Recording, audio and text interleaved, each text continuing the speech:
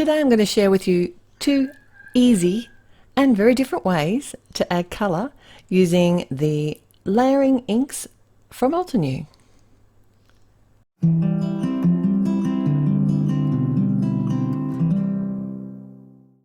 Welcome to another Take Two with Therese at Altenew, and today I have the beautiful Builder Flower Narcissus. This is a gorgeous daffodil layering stamp set, and I'm going to be sharing with you two different ways to add colour using the layering inks from Altenew. Now this set is a layering stamp set and also has a coordinating die set, which is what you'll always find with the Builder Flower sets. So what I'm doing here is working out my layers because I want to do a no line colour image here.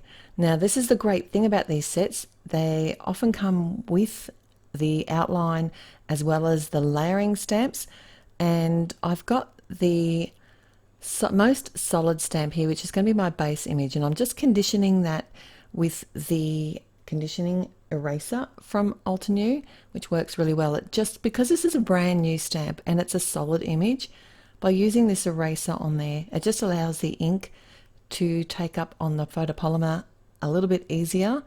And once you've used the stamp a few times, you won't need to do this at all. Actually, I'm not going to need to do it more than once today.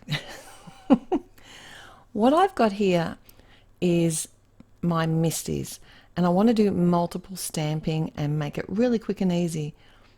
This stamp has many layers, and they're all included on the packaging. You can find how to layer each stamp, and if you're not sure, if it looks a little bit complicated, you can always refer to the packaging. And you can also find links to the layering guide at the product in the online Altenew store. So what I've got here is a piece of copy paper, and this is just allowing me to kind of work out exactly where my layers are going to be.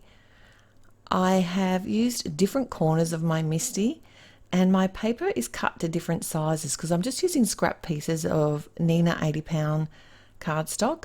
So what I'm doing is I'm making sure that when I pop the image up into the top corner here, that I always keep that bottom, from where the bottom nesting corner was, I put that up into the top. That way, it doesn't matter what size my paper is, it's always going to be stamped in the same direction.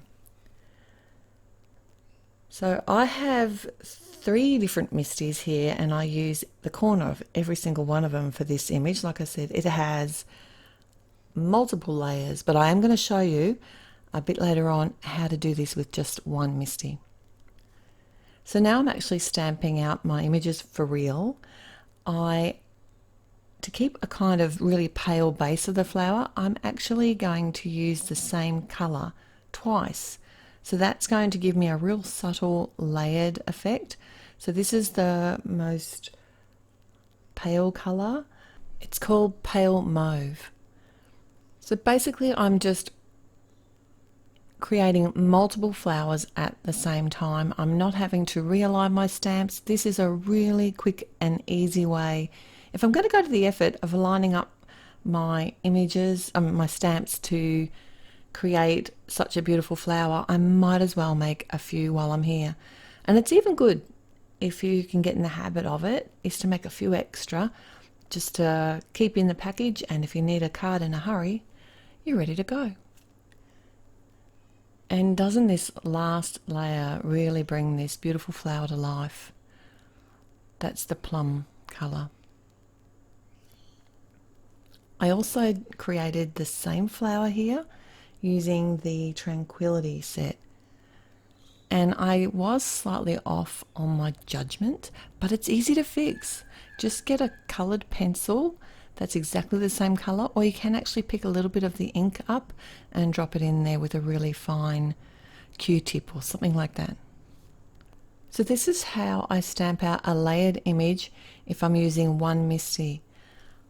I basically stamp out all my base layer, all my second layer, all my third layer, but I will do them on opposite sides of cardstock, flip my cardstock around, and that way I don't have to realign each time. So I do all the base layer first, then I can remove the stamp, line up the second layer and stamp that through, and then line up the third layer and stamp that through with the darkest ink. And of course, because I'm doing the no line layering stamping, I'm not using that outline of the image. And this particular flower and leaf image, it's really easy to work out how it's going to look even without the outline layer. Some of them are a little bit complicated, but this one's an easy one. So how simple is that? And I use the coordinating die here to die cut all of my images. Now if you don't have a MISTI, you can still do this.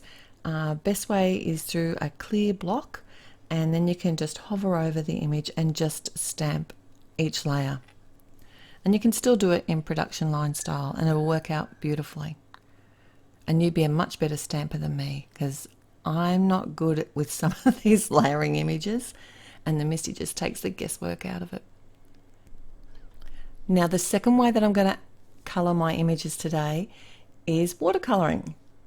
Did you know that you can use Altenew's crisp dye inks to watercolour with? It's very simple to do. I've simply just got one of the medium palettes here off to the side, smooshed my ink pad directly onto the palette, added a little bit of water, and then I'm picking up the ink with a brush and dropping it into my image.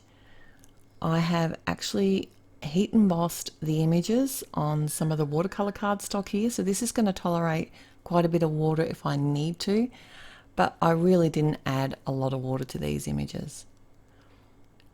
One little trick here though is to, when you're dropping in the color, is to start at the outer edge of the petal and then drop the color, lift your brush up at the inner portion of the petal, like where it hits the center of the flower, and that's going to be where the ink will be darkest. It'll drop the puddle there, so that will make that look more like a shadow. The other thing is to allow time for it to dry in between adding layers. Don't rush this. You can hit it with a heat tool. Just be careful not to reheat the embossing powder, otherwise it does lose a bit of its shine. And these colours would have to be some of my favourites from Altenew. And I don't think the purples and the blues are available in their markers or watercolour brushes. I will have to check that out. But the ink pads, you can use them like I'm doing here and still create that watercolour look. Painting with your inks is a really good way to stretch your supplies and also get the exact colour that you want. And I did die cut these as well using the coordinating dies. So it's time to put my cards together now. I'm going to work on my no line layering stamp card first.